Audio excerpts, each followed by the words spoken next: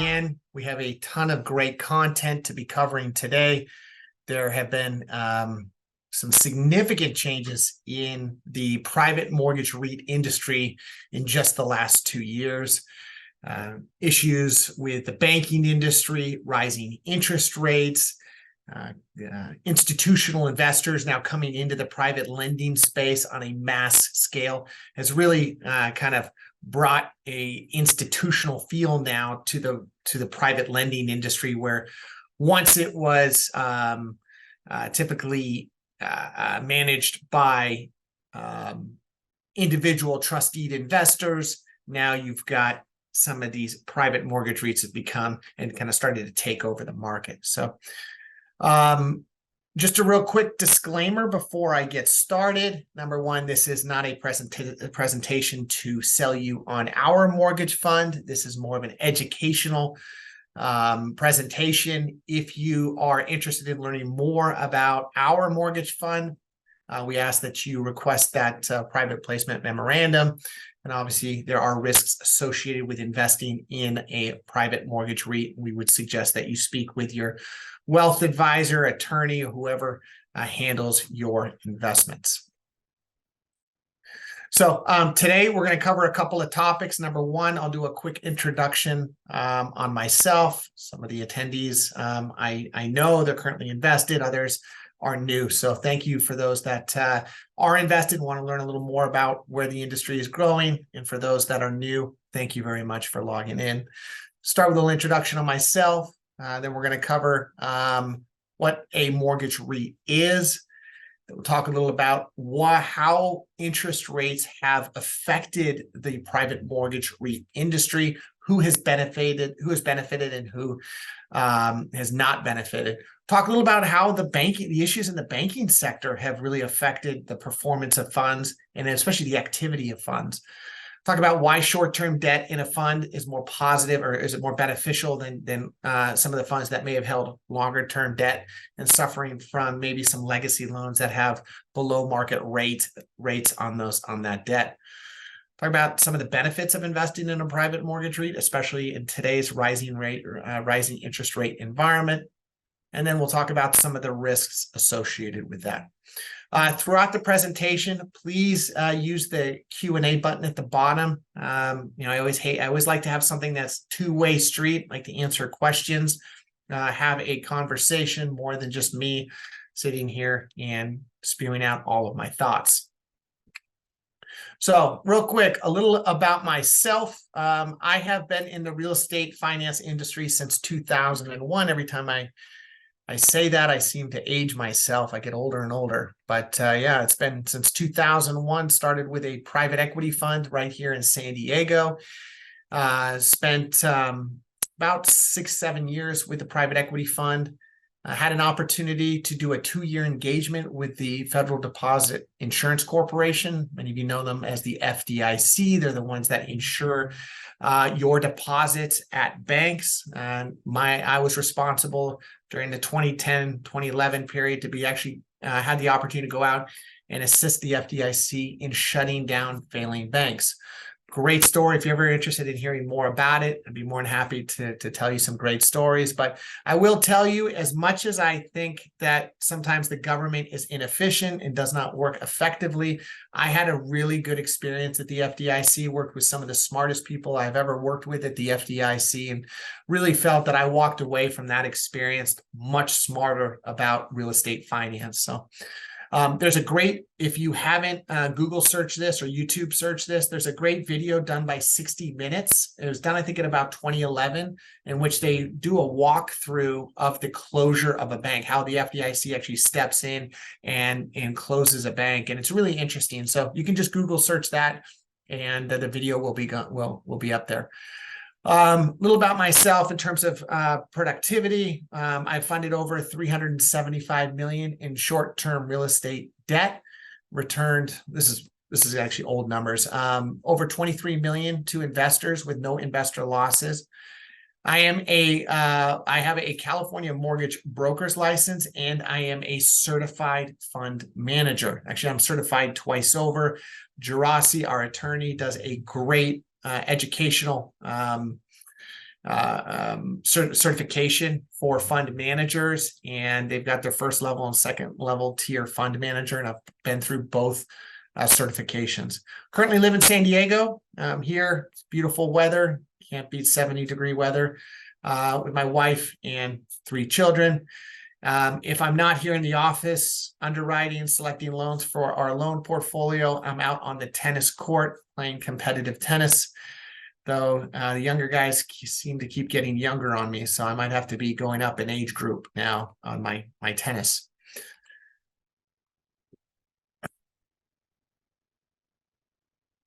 A little about Talamar Financial. I am the president of Talamar Financial and fund manager of Talamar Income Fund 1. Talamar Financial is essentially our lending arm. That's what we go out and we originate loans under, and then our investors invest in Talamar Income Fund.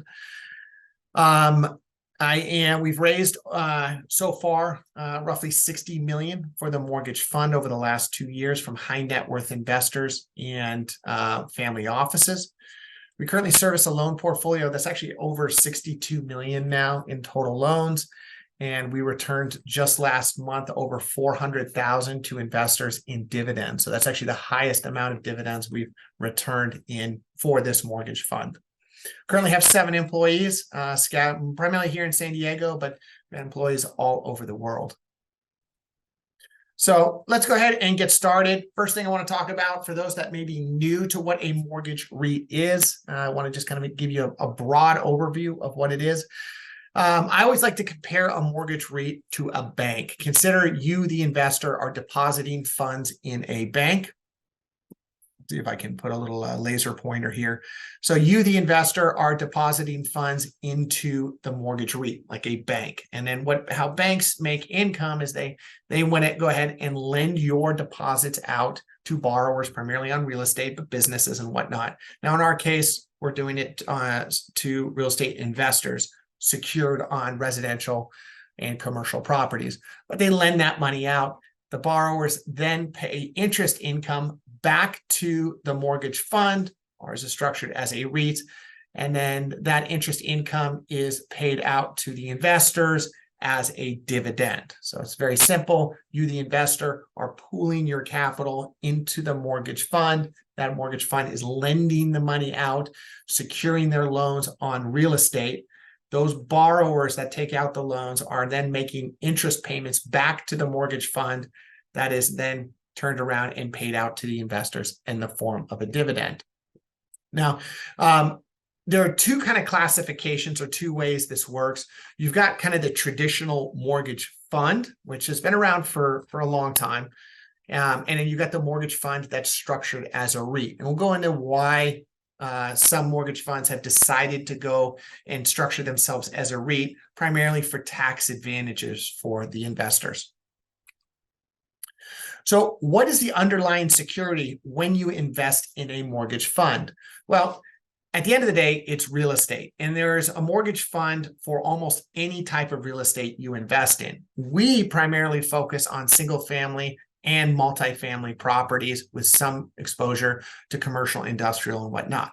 But there are massive mortgage funds that focus on just commercial properties, may focus just on multifamily land. If it's a property type, there will be a mortgage fund that lends to that industry. But at the end of the day, when you invest in a mortgage fund, the underlying security are those loans which are secured on real estate. So how do you make money as an investor in a mortgage fund? It's simple. So again, the borrowers on those loans pay interest income back to the fund, and those distributions come back to the investors in the form of a dividend. Now, those dividends might get paid out monthly. We pay investors out monthly. It could be quarterly. Some do annually, but most are either monthly or they're paid out quarterly. Now, what is a REIT? We talk about a mortgage fund, okay, which has been around for a long time, but then there's this new concept of a REIT. So a REIT is simply the acronym for a real estate investment trust. Now, REITs were originally created back in the 1960s for mainstream investors or Main Street investors to invest in large-scale income-producing real estate. Prior to that, operators and investors who would buy up big portions of real estate would have to go to institutional investors, raise the capital. It was a very inefficient and very lengthy and costly process. So they created this idea of a real estate investment trust where Main Street investors can invest in this entity, which would invest in a large scale income producing property. Typically, it was commercial real estate. The other advantage was that it was fairly liquid. So you as the investor could essentially sell your position in that investment. So there could be someone who would buy your $1,000 investment because it was structured as a REIT. Now, REITs grew, and they didn't just cover commercial real estate. They started to cover other types of industries within real estate, such as mortgage funds. So then you had the Mortgage Real Estate Investment Trust created. It's commonly referred to as MREIT. And really what that was to do was to be able to invest in commercial real estate debt. Now, for a long period of time, this was really kind of at the institutional level. It was for funds that were doing billions of dollars in real estate transactions in terms of debt. But it hasn't...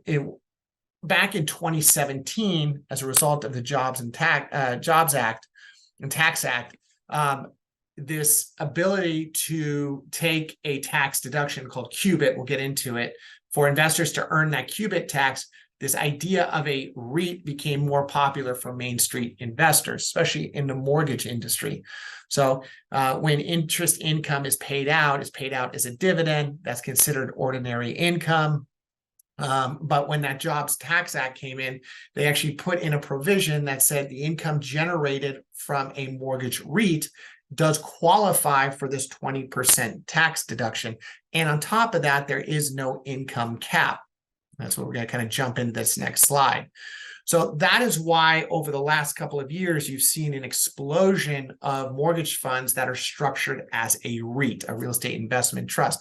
And I took this as a snapshot right off the IRS website. And it's in the section that says carves out the income that qualifies for this 20% qualified business income tax deduction. So it says this component of the deduction equals 20% of the qualified REIT dividends and qualified PTP income. Don't worry about that. But if you ever want to read more about this 20% tax deduction, you can quickly Google search that, and the IRS subcode will come up, and you can read more about it. I actually also put the link down here as well if you want to learn more about why a mortgage REIT, the dividend income that is paid from a mortgage REIT qualifies for that 20% tax deduction. And that's probably within the top 3 reasons investors at least invest in our mortgage REIT, because they get that tax deduction. So I wanted to kind of go through the progression, the history of the private mortgage REIT, because as I had mentioned early on, there was this idea of trust deed investing. It's actually how my company got started. And what a trust deed, for those that are not familiar with what a trust deed investment is you, the individual investor, act as the lender, and you are lending money to a real estate investor or someone who owns real estate, let's say. And then you are securing your investment with a loan on the property. So you are acting as the bank. And for a long period of time at the kind of the localized level, trust deed investing was very popular.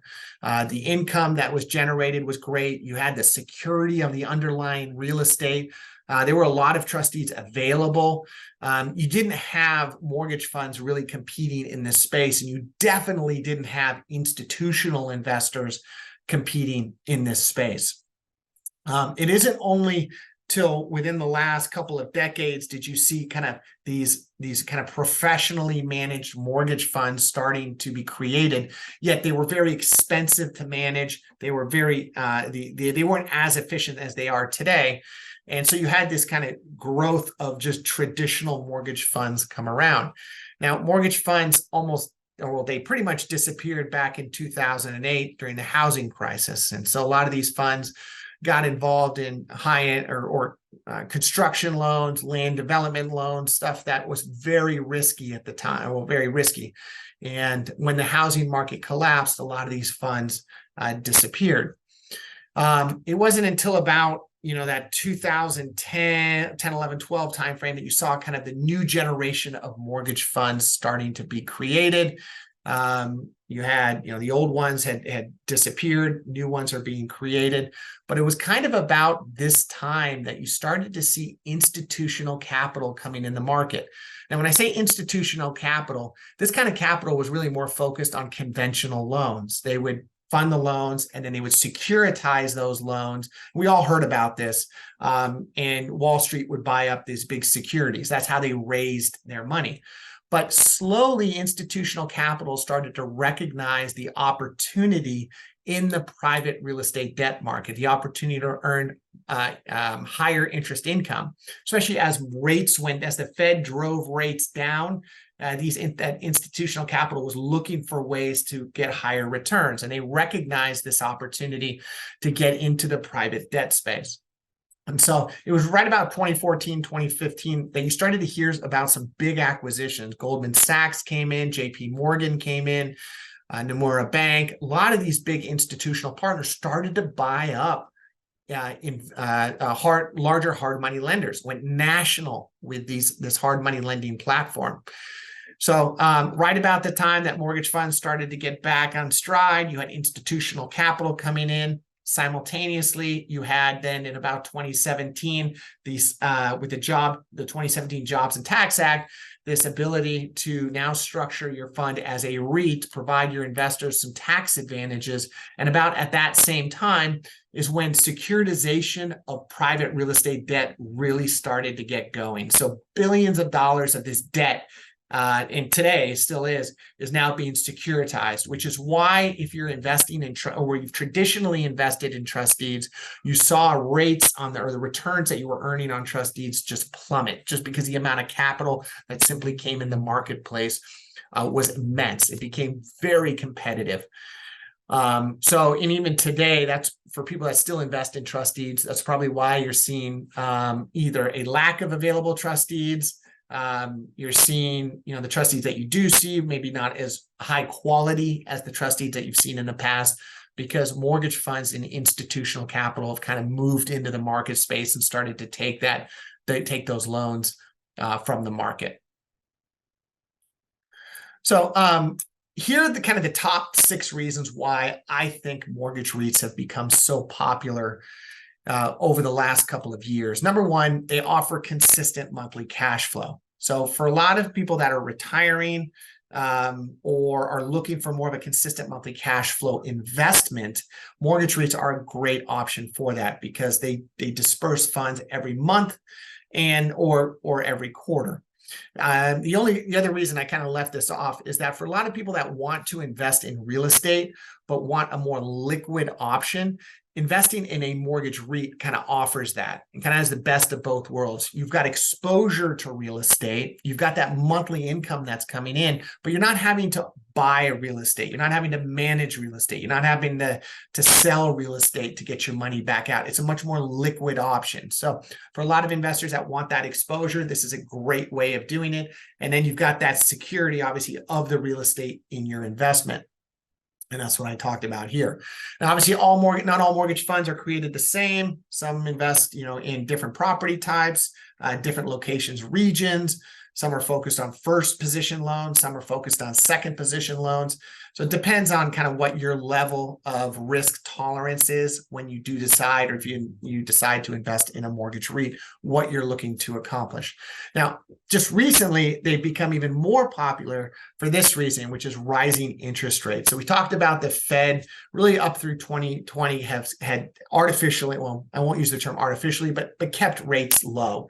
Make sure that the economy was growing, and that really negatively impacted the return you, the investor, could earn when investing in trust deeds or a mortgage fund, because, well, we just couldn't charge the interest or charge the interest rates that we could in the past. Now, I think there is a misnomer out there that that investors think, well, the Fed raises rate another quarter point, therefore rates in hard money should go up. And it's not apples to apples. There's a lot of kind of other factors that go into the returns mortgage REITs earn, and a lot of factors that affect that. We'll get into that as well.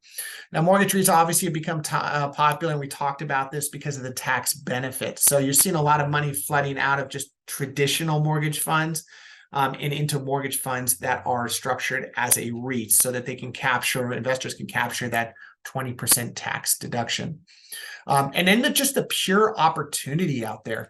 Now, if you were to tell me, Brock, if you saw the amount of homes or properties listed on the market drop by 80%, which is about what you have here in San Diego, wouldn't you believe that the amount of opportunity, the lending opportunity, would plummet as well? And you would think that, but it's actually completely the opposite. And the reason being is because of the issues in the banking industry. So we all saw earlier this year, failure of Signature Bank, Silicon Valley Bank, and another bank, and some of these First Republic Bank being bought up. What has happened is it's left a huge void in the real estate lending market. So a lot of real estate investors who would have traditionally gone to conventional financing to get their financing, it's not there anymore. And so they're having to go to the private real estate debt space to get that financing. So yes, my transaction or my number of loans have declined, but I'm funding just larger loans now. So there's plenty of opportunity out there. If investors are looking to get their money to work, trust me, there is no end to the need for additional capital to put out to fill the need right now from investors that are asking for loans. So what impacts the returns in a mortgage REIT? So I kind of briefly mentioned this. I said, okay, the Fed raises rates. Shouldn't that increase the returns immediately of a mortgage fund? But again, it's kind of apples to oranges. Number one is the availability of capital. What I love about the private mortgage space is it's almost pure capitalism, right? So there's a supply and a demand issue, okay? So there's a certain amount of demand for financing for real estate debt. But if you got more and more capital coming in, especially institutional capital, I talked a little about this, institutional capital coming into the market, it's going to put a ceiling on the returns that you can earn as a lender. I can't just say, okay, Fed raised another quarter point, I'm going to raise my rates another quarter point to match that. But my competitor out here has not raised his rates. And so my money would sit on the sideline not earning any income, while my competitor can put his money out at a cheaper price.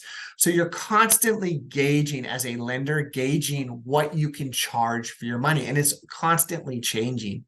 So it isn't, again, apples to oranges, or if the Fed raises rates a quarter point, we're going to be raising our rates a quarter point. You're kind of getting a feel for what is the market rate for the capital that you have to lend out. Volume of new loan requests, obviously, this is a big one. So, if you see if you see a decrease in the volume of new loan requests, and you've got more and more capital chasing those fewer loan requests, obviously the cost of debt is going to come down and will negatively impact what you, the investor, can earn. Now, right now, I don't see that. I definitely, as I mentioned, I've seen the volume of loan requests somewhat decline, but just the size or the amount of debt that's being asked has increased. Average loan duration. This is a big one I get from investors that might be invested in older debt funds, especially debt funds that may have funded longer term loans. So what happened was that a lot of, and rightfully so, they funded loans maybe with a 3 or 5 year maturity.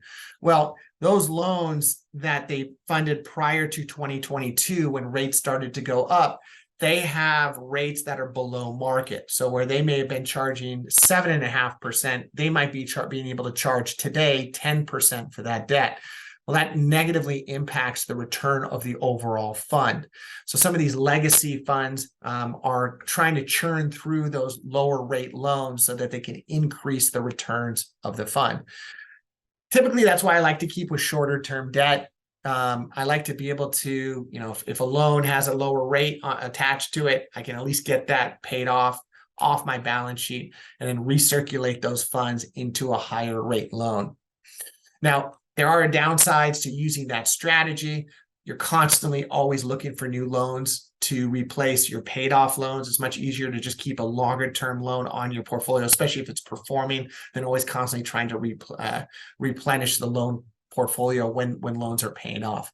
But it's been advantageous over the last 24 months to do that, simply because I've been able to capitalize on higher interest rates within the loan portfolio.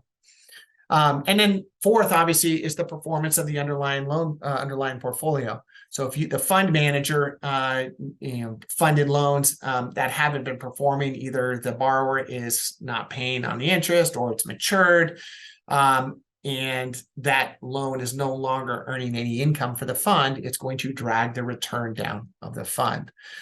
Currently, you haven't seen a massive, again, this is, I would say generally here in the Southern California market, most portfolios have been operating or remaining fairly healthy. Housing market here in Southern California remains very strong. Our portfolio, we don't have any late payments or non-performing loans. I can't really say that for other regions, but I know here in Southern California, we've been given a very strong real estate market. So I wanted to kind of use our statistics within our mortgage fund to kind of show you what I'm talking about. So I want to go back to 2010. That's kind of when I got back into the industry, or when I got into the hard money debt space. We could charge a very good return. There wasn't a lot of liquidity out there in the marketplace. Then you didn't have that institutional capital yet get into the market. And then the mortgage funds at that time were kind of just getting up and running again. So, we were in the north of the 12%. And these are all first trust deeds. These are all loans secured in the Southern California market, primarily residential. So this will give you a good idea of kind of where rates have gone over the last decade. And traditionally, this is kind of where trust deed investors were. We were at that time matching trust deed investments or loans with individual investors. Most fund managers kind of start that way. That's kind of the first step. And we were matching individual loans with individual trust deed investors. And we were charging north of 12% for that money. In fact, when I started, I always laugh because when I started, I bet you I was one of the only of hard money lender in Southern California, or San Diego, that was really funding what we call today as fix and flip loans. So they were funding borrowers who were buying real estate either at the foreclosure steps or through bank-owned properties, and then providing them the construction funds, and then they would fix the house and sell it for a profit. And back then, what I would do is I would go down to the foreclosure steps and meet borrowers down there, potential investors.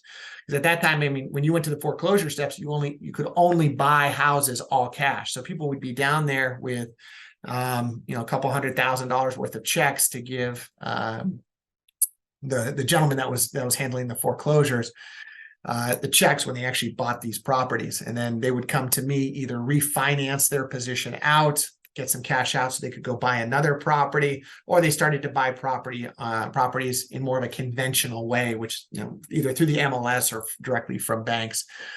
But as you can tell here, as you started going through 2011, people got a little more comfortable with the marketplace. I would say you just have more private capital entering the market space, trying to take advantage of the opportunity.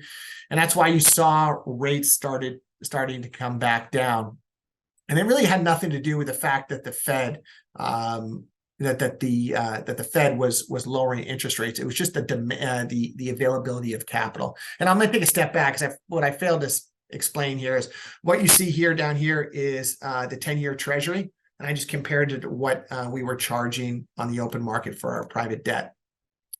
So right about here is when you started to see rates really start to come down. You saw some of these mortgage funds really get up and running and take advantage of this private real estate debt market. You saw institutional players really coming into the market right about this time. Now, it was really early on. They were not securitizing debt at this point. It was just some big hedge funds and private equity funds recognized that opportunity, and they started to come into the marketplace, which forced me to lower my rates that I could charge on the market.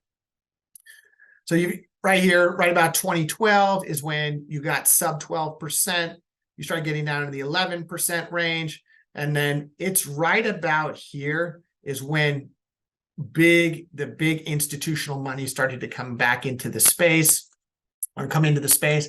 Right about now was the early onset of securitization. They could fund $1 billion worth of hard money loans, and they could actually sell that off into securitization to Wall Street. And that's why you just saw a continued decline in what we could charge for hard money.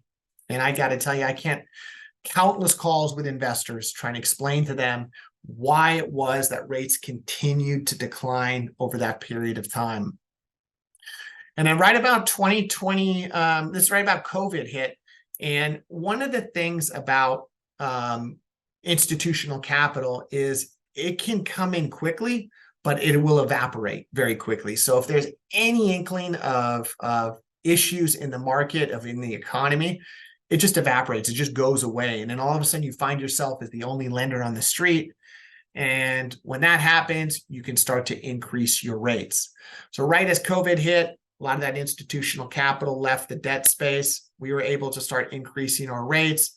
That's right about the same time as the Fed started to increase their rates. Now, again, I hate to compare right here. I hate to make this comparison because it isn't apples to apples. It isn't Palomar Financial decided to increase rates because the Fed was increasing their rates. It was more because my competitors were forced, especially institutional capital, was forced to increase their rates, which gave me the flexibility to start to increase my rates.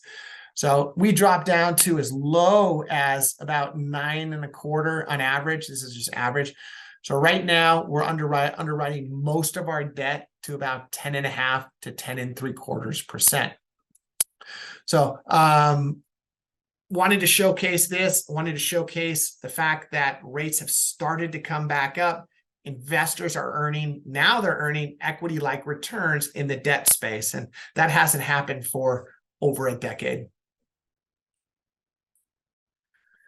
So the other concern I get from investors is, well, Brock, with so few properties listed on the market, how are you able to keep the volume of loans? And what I wanted to show here is kind of what my loan volume has been over history. What you have here is starting from 2010, when we really kind of started to get going as a company. I was sub 10 million. Took me a couple of years to get over 10 million. Again, I was using individual investor capital. So I would bring a loan in, and then I would marry that loan with a investor. And then we really started to kind of get our groove back in right about 2014.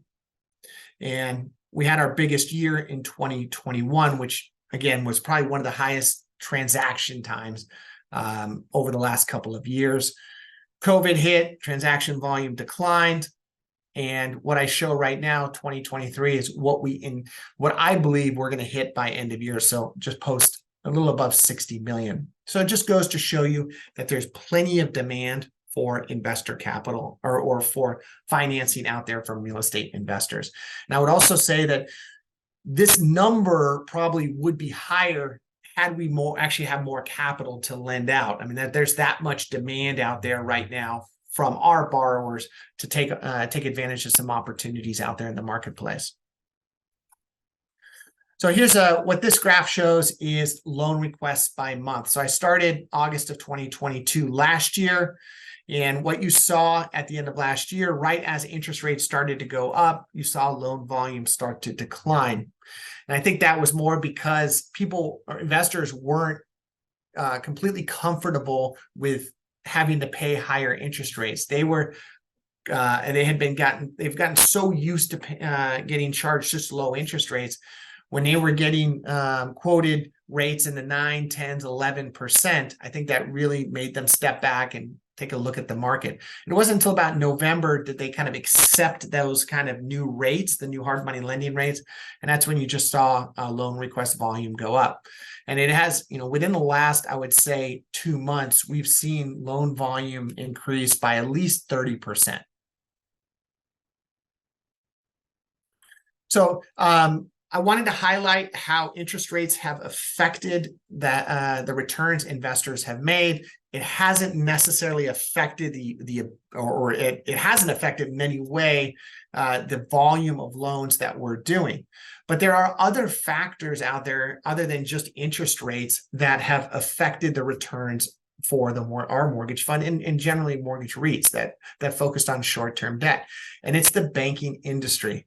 So again, as I mentioned earlier before, the banking industry went through some turbulence early on in the year due to 3 kind of main reasons. Number one, and I'll kind of jump to bullet point 2, were bond losses. So a lot of these smaller regional, local and regional banks, bought government securities, very safe investments.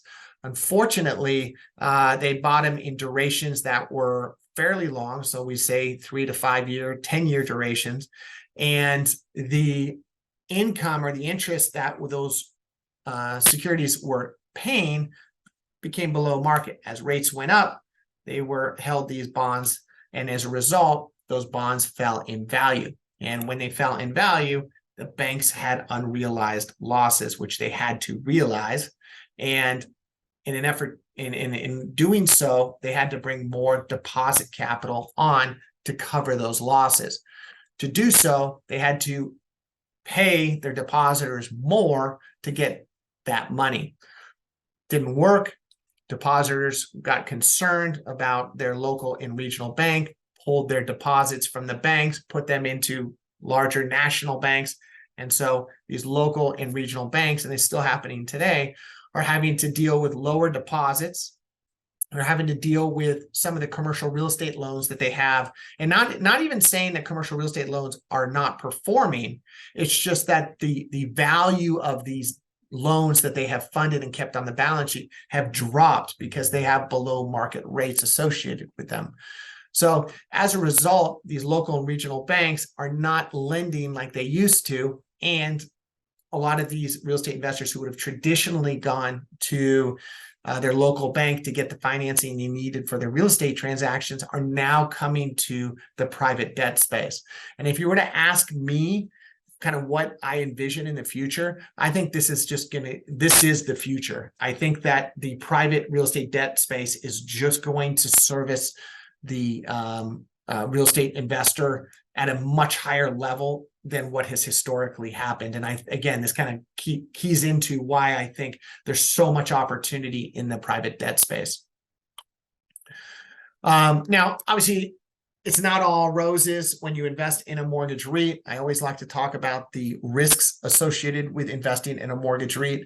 So number one, it's at the end of the day, it's loan quality. You do not want to take outsized risks to be funding loans secured on real estate, especially kind of in the office marketplace or even regionally, to put yourself at that risk. So be very cognizant of the types of loans that mortgage REIT is funding. Secondarily, property type. I kind of talked about this. A lot of local banks and regional banks are having a tough time with their exposure to office. And it's a real problem. So understand what the underlying collateral of that mortgage fund is. Now, the other thing that we don't fund, but has been a popular loan or real estate type to be lending on is land.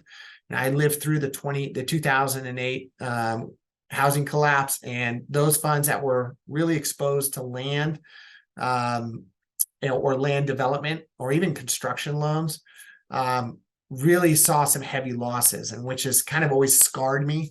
So I've always just kind of kept with more of your traditional single family, multifamily type properties. Regional exposure. Now it's interesting because if you were to look at returns generally across the country, the returns, even the returns here in Southern California, may not be as strong as what you would have in some tertiary markets, but what you're giving up is the security of being able to lend in core markets like San Diego. I'd even say LA, even San Francisco, as much as we want to say that the market is dropping there. But these are markets where historically they've seen long-term gains, and they're just not able to develop and build new housing in these markets. So be confident in the regional exposure of where you're lending. And then liquidity.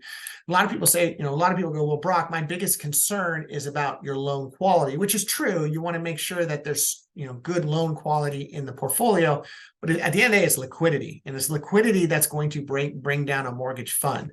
I've seen funds back in 2008 that were performing just fine. They didn't have a high number of defaults, but you just had a huge amount of investor withdrawals, essentially a run on the fund, like a run on a bank. And when that happens, fund managers are forced to make decisions that are actually not in the best interest of the investors. They're forced to sell off loans. They may even be forced to sell off loans at a discount, even though they're performing. So, liquidity is a big factor when investing in a mortgage REIT.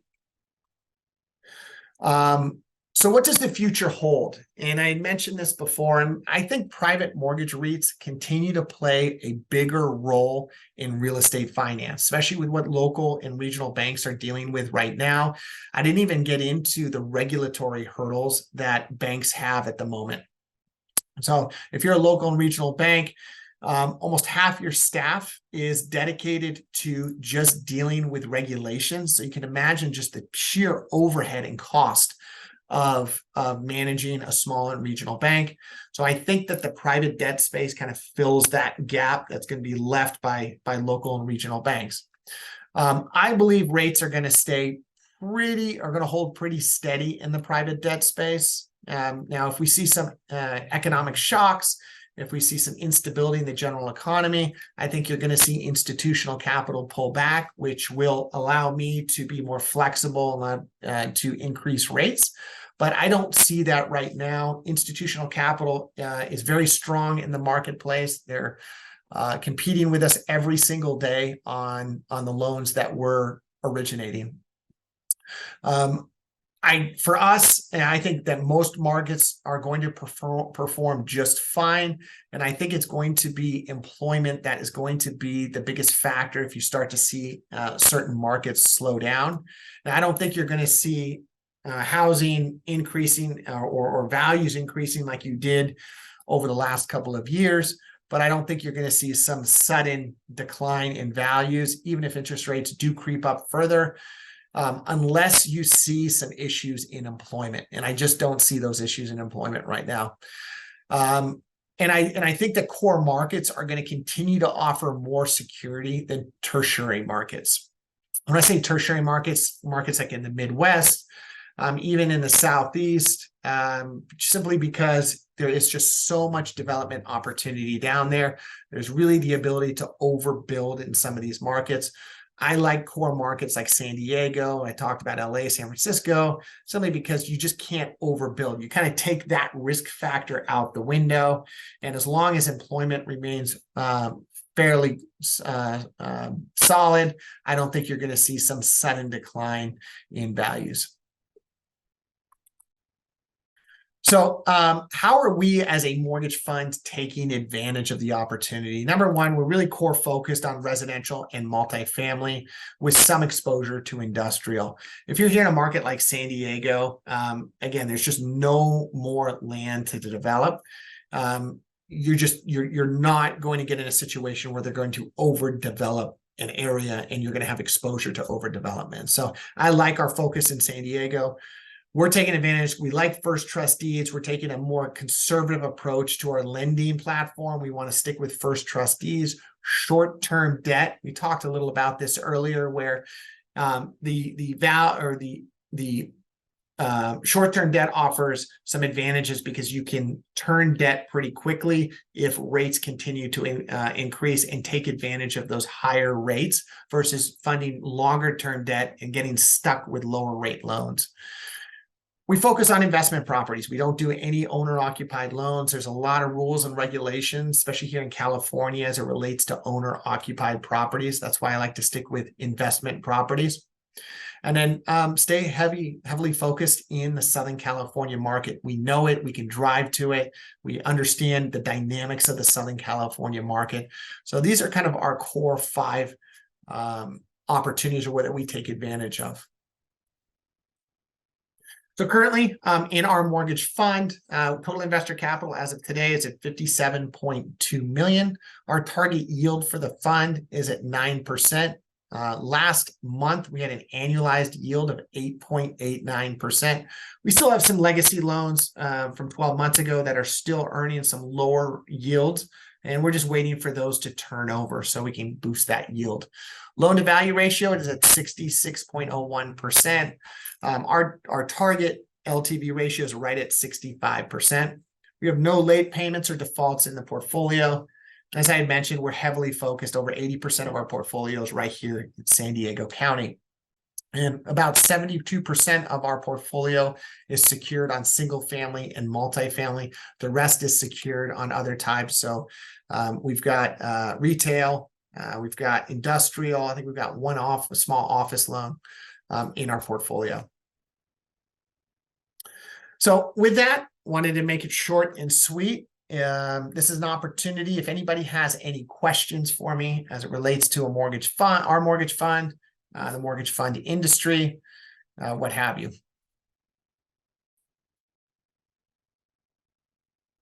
So one question came up here.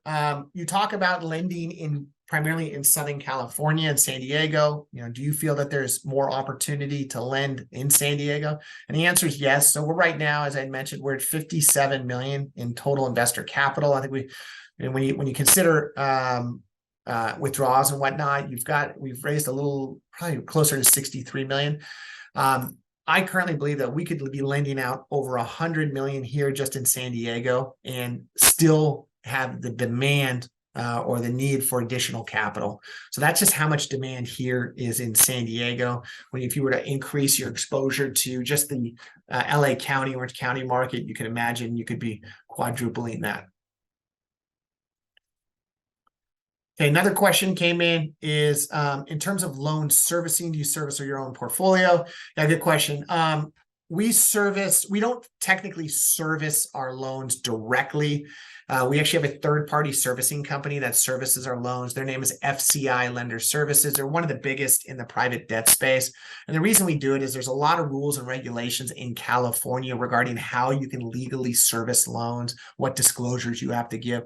So it's just easier to hand it off to a servicing company, and then we kind of manage them as a servicer.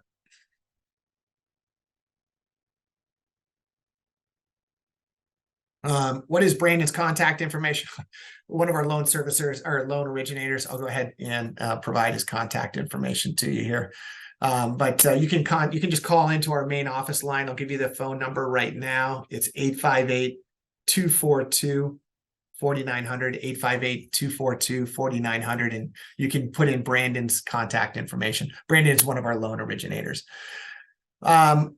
Okay, so another question is fund administration. Who is our fund administrator? Okay, so question is, so we have outsourced essentially the accounting of the fund, and that is the day-to-day accounting. And the company is by the name of Veravest. Veravest works with hundreds of mortgage funds, and they handle the physical accounting. They're the ones that put together the monthly statements, year-end statements. They're the ones that actually, if you log into our Veravest portal, they're the ones that manage the portal. And the reason we do that is there's a lot of SEC regulations around how to do the accounting for a mortgage fund. And again, it's something that we specialize in originating and servicing and underwriting new loans. Might as well push that off to a third party. Follow-up question on that is, do you audit the fund? Yes, we have a full audit of the mortgage fund. And then final question here is, how do you earn the 20% tax deduction? So all investors earn the 20% tax deduction. At the end of the year, you get what's called a K1. And on the K1, it's going to show you what income qualifies for the QBIT, qualified business income tax deduction. You'll take that K1, give it to your accountant or your CPA, and he'll go ahead and draft up your taxes with that qualified business income tax deduction. All right, that about does it with all the questions. I appreciate you guys bringing in the questions. I appreciate you guys being on today to listen to the presentation I had. If you have any follow-up questions, I've put my phone number here and my email address, and feel free to reach out to me. And yeah, thanks again, and look forward to hearing from you soon.